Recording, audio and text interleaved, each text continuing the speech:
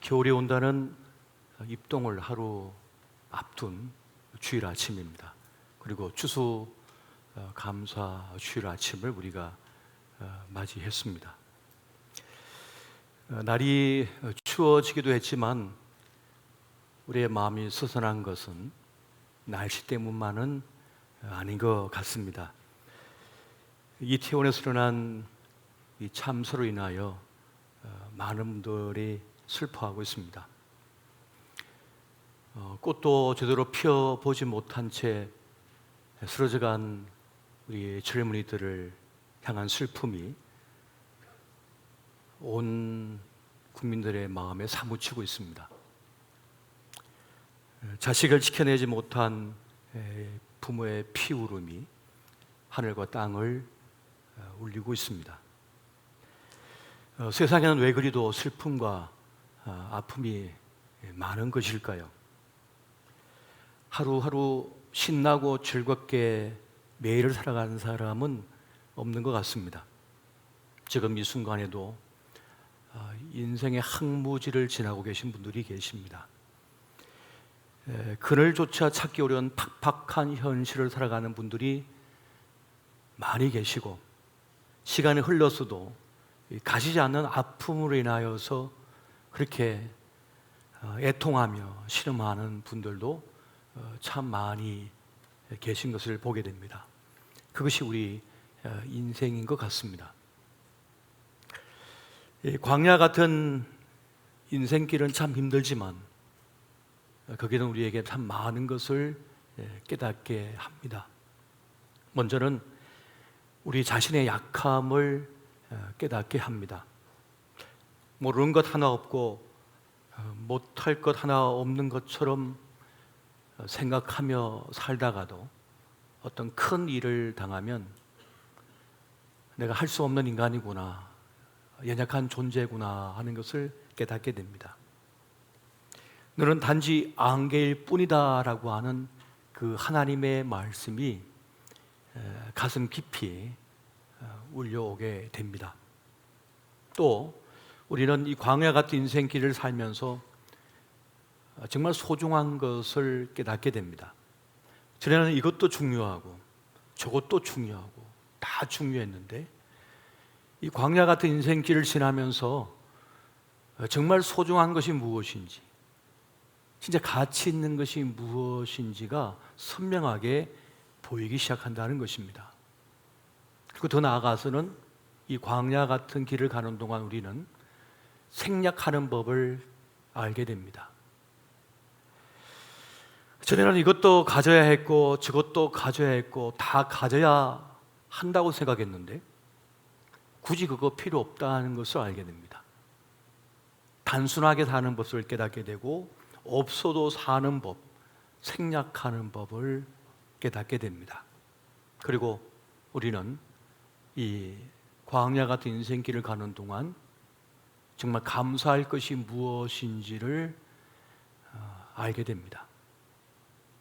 저는 무엇으로도 만족을 못했는데 그 큰 일을 겪고 광야를 거치는 동안에 한 조각의 그늘도 참 소중하고 밤사이에 이르는 이슬조차 하나님의 은총이라고 하는 사실을 깊이 깨닫게 됩니다. 그렇게 성숙한 신앙은 일상 속에 이슬처럼 다가오는 그 은총을 깨닫는 데 있는 것 같습니다. 그렇게 우리의 평범해 보이는 일상은 무료하게 여겨질 만큼의 당연한 그 일상은 사실은 기적이며 은총임을 새삼 우리는 깨닫게 된다는 것입니다. 우리는 3년 동안 이어진 이 코로나 팬데믹 끝에 추수감사주의를 맞이했습니다. 참 힘겨운 때를 우리가 살아왔습니다. 쉽지 않은 때를 살아왔습니다. 인류 역사를 통해 보건대 이 전염병의 역사, 역병의 역사는 한 문명을 바꿨습니다. 국가 권력의 지형을 바꿔버렸습니다.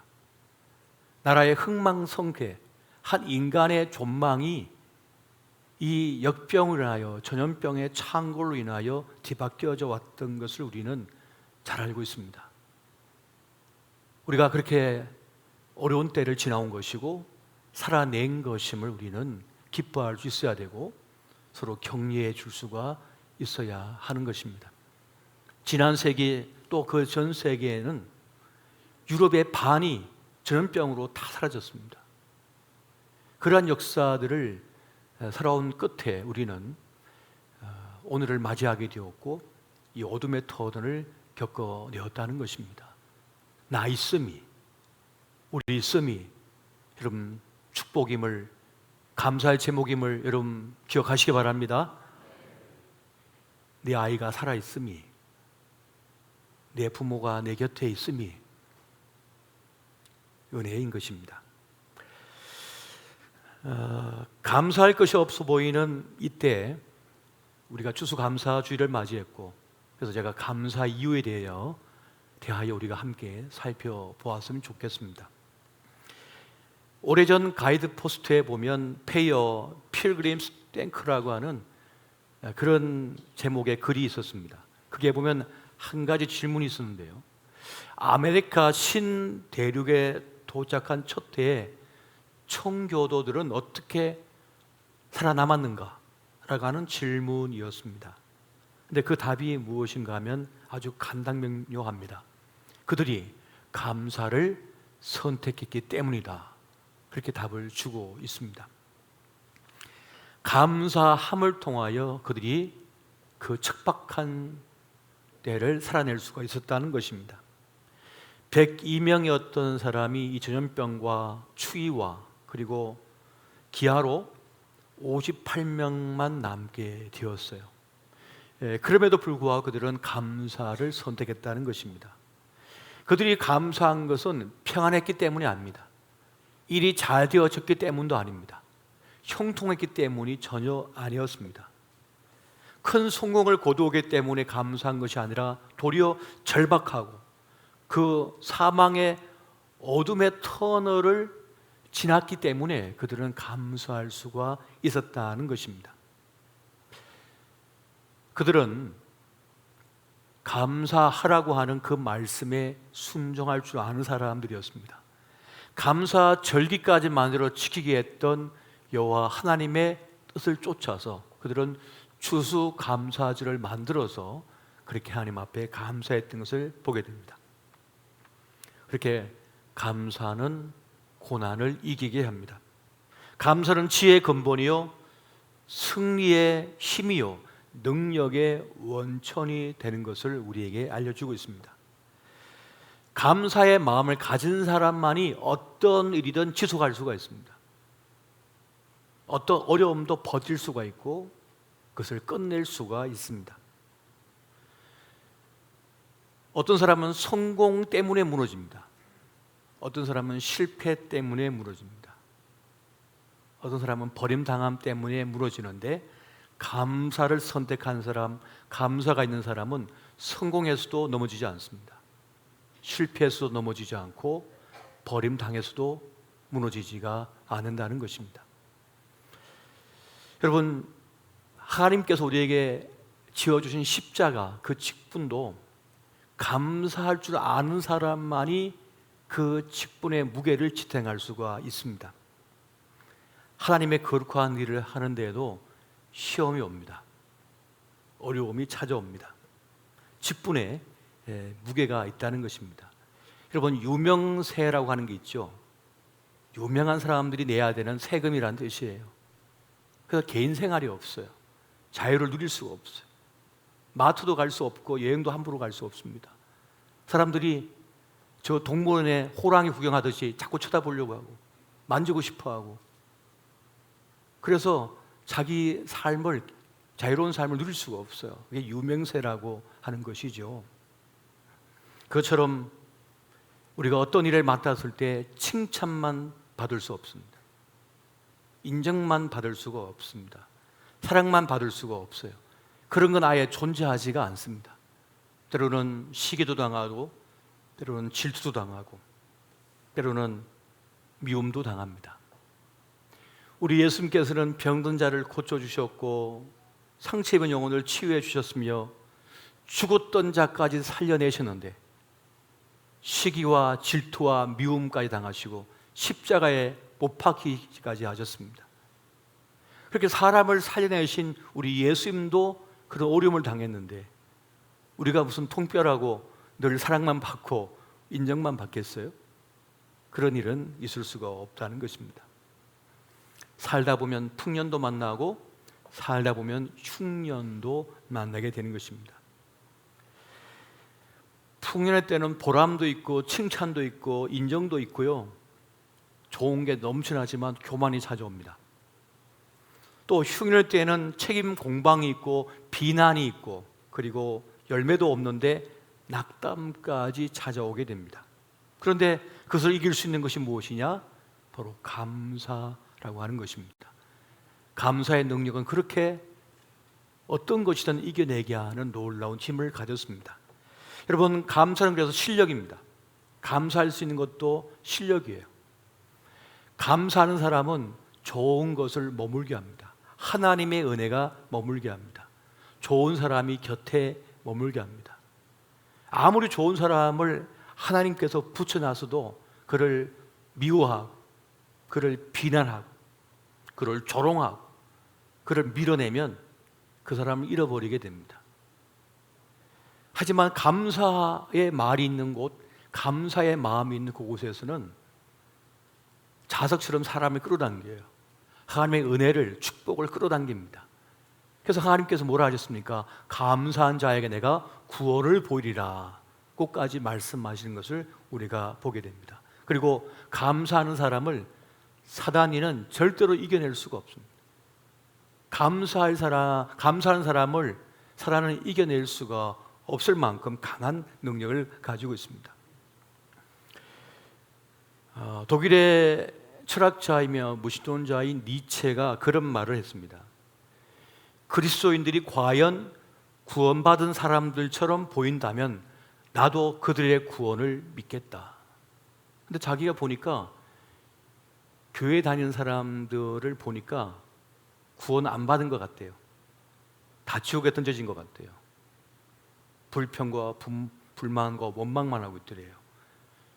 구원받았으면 기뻐하고 행복하고 막 그래야 될 텐데, 감사해야 될 텐데 그런 게 없더라는 거예요. 그러니까 그런 구원 나 안 받겠다고 니체가 공개적으로 선포까지 했던 것입니다. 주님의 은혜로 살고 구원받아 하나님의 자녀가 되었으며 영생을 가졌음에도 불구하고 감사할 줄 모르고 기뻐할 줄 모르는 그리스도 예수의 사람을 날카롭게 꼬집는 그런 말입니다. 왜 그럴까요? 왜 감사를 잃어버린 것일까요? 두 가지 이유가 있겠습니다. 먼저는 세상 풍조를 따르고 닮아가고 있기 때문에 그렇습니다. 우리 예수님을 닮아가야 되는데 예수님을 안 닮고 세상을 닮아가요. 그런 말이 있습니다. 사람은 부모를 닮는 것이 아니라 자기 시대를 닮는다. 오늘 우리 시대가 얼마나 불평과 불만이 많습니까? 만족을 모르고 끊임없이 뭔가를 갈망하면서 불평해요. 만족을 몰라요. 감사를 잃어버린 시대, 기쁨을 잃어버린 시대를 우리가 살아가다 보니까 우리 그리스도인들도 하나님의 감사까지 망각하고 불평을 따라하는 것을 보게 됩니다. 충분히 누리고 있음에도 불구하고 나는 부족하다, 분명히 얻었음에도 불구하고 나는 없다라고 말한다는 거예요. 지금 인정받고 있고 사랑받고 있지만 더 인정받고 싶고 하고 더 사랑받고 싶어 하는 거예요. 공허한 것이죠. 공허한 거예요. 인생에 허방이 있는 거예요. 그 마음에 뻥 뚫림이 있어가지고 아무리 삼켜도 아무리 물을 쏟아부어도 채워주지가 않은 거예요. 밑 빠진 독이라.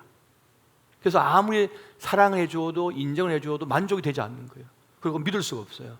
이 사랑을 믿을 수가 없어. 불신하는 거죠. 정말 나를 좋아하지 않을 거야. 나를 정말 인정하지 않은 걸 거야. 나를 사랑하지 않은 걸 거야. 나를 기만하고 있고 속이고 있는 것일 거야. 사랑을 받고 인정을 받고 많은 걸 누리고 있으면서도 만족을 모르는 이유가 여기에 있다는 겁니다. 영혼의 허방, 뻥 뚫린 것이 있다는 거예요. 사실 우리는 풍요로운 때를 살아가고 있습니다. 인류 역사상 지구촌에 지금만큼 풍요로운 때가 없었대요. 그런데도 우리는 여전히 배고프고 부족하다고 느낍니다. 못 먹어서 그럴까요? 너무 먹어서 문제거든요. 지금 모든 질병이, 현대인의 모든 질병이 너무 먹어서 생기는 거예요. 너무 가졌기 때문에 생기는 거예요. 너무 가지다 보니까, 과도하게 주어지다 보니까 고마운 줄 모르고 소중한 줄 모르는 것이죠. 그런데 사막에 던져놓으면 물 한 방울이 고맙습니다. 그 물 한 방울이 고마운 거예요. 여러분, 홍수 때를 만나면 비가 잠깐 멈춘 그 10분도 감사해요. 포탄 떨어지는 전쟁터 속에 던져놓으면 나 살아있음이 얼마나 감사한지 모르겠어요. 못 먹어도 괜찮고 내가 살아있는 것이 너무 감사한 거예요. 풍요롭지 않아서가 아닙니다. 그걸 깨닫지 못하기 때문이고 세상을 닮아가고 있기 때문에 그렇습니다. 또 다른 사람과 비교하기 때문에 우리는 감사할 줄 모르고 만족할 줄 모릅니다. 기뻐할 줄 모르는 거죠. 내가 아무리 좋은 성과를 얻었어도 나보다 좋아 보이는 사람이 내 눈에 보이는 순간 나는 불행해지는 거예요. 내 몫의 삶을 살면 되는데 자꾸 다른 사람의 인생과 나를 비교하는 거예요. 그래서 동창회 갔다 오면 다 불행해. 동창회 가지 말아야 되는데 동창회 갔다 온 순간부터 불행해. 학교 다닐 때 나보다 못했는데 나보다 더 좋은 백을 들고 있고 더 좋은 옷을 입고 있고 더 좋은 자동차를 탄 것 같은 순간 불행해지기 시작하는 거예요. 그 친구 렌트카 빌려왔는지도 모르고 친구 차 빌려왔는지도 모르고 불행을 경험하기 시작하는 거죠. 이 비교의식, 더 나아가서는 하나님의 참 구원을 깨닫지 못했기 때문에, 깊이 느끼지 못하기 때문에 불행을 경험하고 기쁨을 누리지 못하고 안타까움 속에 살아간다는 것입니다. 참 진리를 깨달아야만 우리는 진정한 만족 속의 기쁨과 감사를 누릴 수 있고 그리고 행복감을 느끼게 됩니다. 오늘 하박국은 이 감사의 깊은 차원을 우리에게 알려주고 있습니다. 여러분, 하박국 3장 17절 18절 말씀 우리 같이 한 목소리로 한번 보겠습니다. 자, 시작.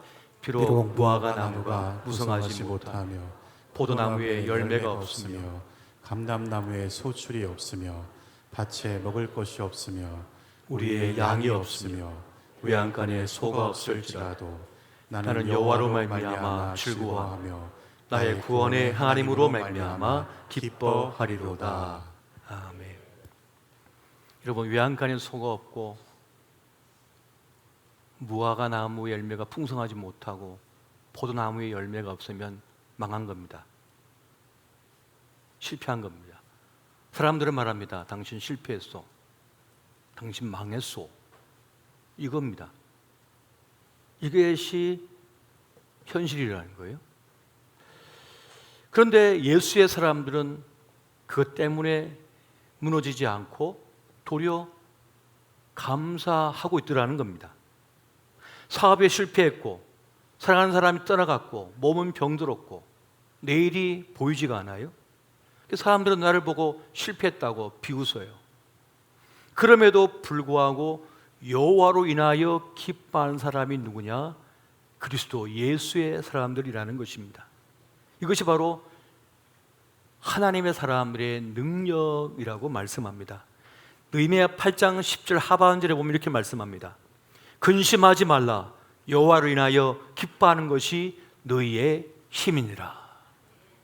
여호와를 기뻐하는 것이 너희의 힘이다라고 알려주고 있다는 것입니다. 지금 하박국이 알려주는 감사, 기쁨, 행복의 이유가 여기 있다는 것이죠. 내가 죄 속에 멸망할 수밖에 없는데 내가 죄 사함을 받았다는 것, 그리고 구원의 하나님의 자녀가 되어 천국 백성이 되었다는 이 사실 때문에 진정 감사할 수 있고 기뻐할 수 있다는 것을 말하고 있는 것입니다. 여러분, 죄의 삭선 뭐라고요? 사망, 죄의 열매는 멸망이라는 것이죠. 늘 말씀드립니다마는 죄는 시한폭탄과 같아요. TNT 폭탄이에요. 여러분, 폭탄은요, 크든지 작든지 터지면 큰일 납니다. 집채만한 TNT 폭탄도 있고 주먹만한 수류탄이 있는데 이걸 가슴팍에 딱 가지고 살고 있어요. 그 사람이 나 멋지지, 나 얼마나 훌륭하지, 대단하지 하면서 명품 옷을 입고 백을 들고 막 자랑하고 다니면 여러분 어떻게 보이십니까? 아이고, 아이고, 아이고, 저 언제 터지나? 아이고, 어떻게 사는? 안타까워 죽겠죠. 죄가 바로 그것이라는 거예요. 지금은 좋은 것 입고 좋은 것 걸치고 있는데 그 폭탄을 가슴에 품고 있는 거예요. 그것 보고 부러워할 사람 누가 있습니까? 이것을 보는 사람이 그리스도 예수의 사람이라는 거예요. 그런데 우리는 예수의 피로 그 폭탄을 해체했어요. 그 예수의 피가 열쇠예요. 그래서 해체해버렸어요. 그래서 이 죄가 더 이상 나를 어떻게 장악하지 못하고 나를 파괴시킬 수 없어요. 예수의 피로 우리가 목욕을 했거든요. 씻어냈거든요. 해독제를 먹었거든요. 예수의 피, 해독제를 먹었기 때문에 더 이상 어떤 독을 먹어도 그것에 해를 받지 않는 거예요. 그래서 그걸 알기 때문에 감사하고 기뻐하고 행복하며, 세상의 사람들은 이 땅이 전부라고 생각해서 여기에 모든 목숨을 걸고 있지만 우리는 이 세상도 살지만 이 세상 넘어 영원한 생명, 하나님 나라의 백성이라고 하는 사실, 하늘의 시민권을 가지고 있는 사람들이잖아요. 그래서 죽어도 죽음이 끝이 아니에요. 그 넘어가 있는 걸 알기 때문에 그 너머를 보장받고 있는 사람입니다. 그렇기 때문에 이것을 알기 때문에 감사하고 기뻐하며 행복해야 할 수 있다는 것. 지금 이 절대적 진리를 하박국은 지금 알려주고 있는 것입니다. 의인은 그 믿음으로 말미암아 살리라라고 이 하박국이 먼저 말을 했어요. 한번 따라해 보십시오. 의인은 믿음으로 말미암아 살리라. 이 구원의 참 진리를 알기 때문에 하박국은 외양간에 소가 없고 포도나무에 열매가 없어도 나는 구원의 하나님으로 인하여 기뻐한다고 고백하고 있는 것입니다. 할렐루야. 이 확신을 가질 때 우리는 감사와 기쁨을 누리게 될 것입니다. 지금 추수감사 예배를 드리면서도 별로 예배에 나오면서 여러분 별로 감사한 마음도 없고 별로 기쁘지도 않았을 거예요. 그 이유는 구원에 대한 확신이 없기 때문에 그렇습니다. 이 하나님의 은혜의 확신이 없기 때문에 그렇습니다. 여러분, 하나님께서 우리를 어떻게 선택하셨는지를 예레미야의 예를 통하여 잘 알려주고 계신데요. 예레미야 1장 5절에 보면 이렇게 말씀하죠. 내가 너를 모태에 짓기 전에 너를 알았고 내가 배에서 나오기 전에 너를 성별하였고 너를 여러 나라 선지자로 세웠노라. 우리가 이미 모태에서 만들어지기 전에 우리를 이미 아셨고 우리의 존재를 아셨고 우리를 거룩하게 선별하셨으며 우리에게 삶의 사명을 주셔서 살도록 인도하시고 계시다는 것을 말씀해 주고 있는 것입니다. 그 귀한 데서 불러내어 빛의 사람으로 살아가게 하셨다는 것입니다. 하나님은 우리가 거듭 죄를 짓고 잘못해도 우리를 버리지 않습니다. 여러분, 신앙생활 하다가 얄미운 사람 있잖아요. 꼴미운 사람 있죠. 가다가 칵 넘어져갖고 코가 깨져라 하는 마음이 있는 분이 있을 거예요. 그런데 그런 일이 안 생겨요. 왜 그런 줄 아세요? 주님께서 은혜를 베풀고 계시거든요. 나에게도 은혜를 베푸시지만 그 꼴미운 사람에게도 은혜를 베풀고 계셔요. 주님께서 나만 구원하는 게 아니라 그 사람도 구원하고 계시거든요. 그래서 여러분 뜻대로 안 됩니다. 주님께서 돌보고 계셔요. 그 얄미운 사람도, 나를 배신하고 간 그 사람도 주님께서 불쌍히 계셔갖고 돌보고 계신다니까요. 이 은혜가 작동하고 있는 거예요. 놀라우신 은혜가. 이걸 알 때 우리는 감사할 수 있고 고마운 마음을 가질 수가 있다는 것입니다. 그러니까 주님은 우리를 끝까지 포기하지 아니하시고 우리를 불러서 정말 부족하기 끝이 없는 우리를 불러가지고 하나님의 거룩한 위대한 그 역사에 함께 일하자고 초청하시는 거예요. 나와 함께 하자. 나와 이 일을 하자. 얼마나 귀하고 복들인지 모르겠습니다. 여러분, 우리가 가진 소유나 건강이나 어떤 관계는요, 얼마 못 갑니다. 다 소멸해 버립니다. 약해요. 검사사져 버리는 거예요. 그것이 빠져나갔을 때는 슬픔과 절망밖에 없어요. 거기에 소망을 걸고 있는 사람은, 사람에게 소망을 걸고 있다. 내 건강에, 내 미모에 소망을 걸고 있다. 내 가진 능력에, 영향력에 소망을 걸고 있다. 다 빠져나갑니다. 그럼 그거 빠져나갔을 때 어떻게 돼요? 내 마음도 무너져요. 불행해져요. 나이가 들수록 불행감 속에 빠져듭니다. 그런데 그것에 소망한 것이 아니라 구원의 하나님께 소망을 걸고 있는 사람은, 내가 젊었을 때나 나이 들었을 때나, 내가 능력이 있을 때나 없을 때나 구원의 하나님이 나와 함께 하시고 나를 돌보고 계시며 나를 이끌고 있다고 하는 사실을 깨닫기 때문에, 확신을 갖고 있기 때문에 그 사람은 더 감사하고 더 고마운 마음을 가지며 나아갑니다. 내가 잘 나갔을 때는 주님께서 함께 계셨으나 내가 못나고 형편없었을 때는 나를 떠나실 줄 알았는데 안 떠나시고 함께 계시거든요. 사람은 다 떠나가는데 주님은 안 떠나시거든요. 끝까지 나를 붙들고 계시거든요. 이것을 알기 때문에 감사하고 기뻐하고 행복할 수 있다는 것입니다. 여러분, 살다 보면 큰일을 겪습니다. 큰일을 겪으면 내가 그동안 의지하고 가지고 있던 것이 보잘것 없다는 사실을 깨닫게 됩니다. 이분이 큰 사건을 나가면서 공부가 무슨 소용인가? 내 지위가 무슨 소용인가? 내 아파트가 무슨 소용인가? 내 통장에 돈이 뭔 소용인가? 생태 같은 내 자식 지키지 못했는데 아무것도 아님을 깨닫게 됩니다. 내 숨조차 내 뜻대로 안 된다고 하는 사실을 깨닫는 순간 우리는 더 큰 존재, 진짜 나에게 소중한 것이 무엇인지를 깨닫게 되는 것입니다. 여러분, 세상 만물은 생성과 소멸의 순환 속에 있습니다. 주님이 호흡을 주셨다가 호흡을 거두어 가시면 끝나는 거예요. 그냥 흙으로 돌아가는 것입니다. 그런데 여러분, 그거 아십니까? 주님께서 때를 따라 주시는 은혜가 우리에게 지금 넘치고 있다는 사실을, 때에 따라 주시는 은혜가 있어요. 이 은혜를 분별하는 지혜가 있어야 됩니다. 아, 주님께서 지금 나에게 이 은혜를 불어넣고 계시구나. 나에게 허락해 주셨구나. 여러분, 필요 이상으로 사람에 대한 기대를 버리십시오. 필요한 만큼만 사람을 기대하십시오. 필요한 만큼만 건강에 대한 기대를 가지십시오. 그 너머까지 건강에 대하여 기대를 가지지 마십시오. 여러분, 세상을 향한 헛된 기대를 버리고 하나님만을 바라보셔야 됩니다. 그것이 우리를 살려내는 거예요. 그거를 지금 당한 모든 장애와 어려움과 척박한 환경을 넘어서게 만들어 버립니다. 이것을 우리가 잊지 말아야 하는 것입니다. 여러분, 세월이요, 생각보다 빨리 지나갑니다. 정말 세월이 생각보다 빨리 지나갑니다.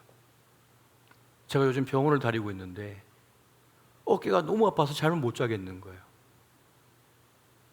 전번에 순장 리트에 갔을 때도 어깨가 아파서 잠을 잘 못 잤어요.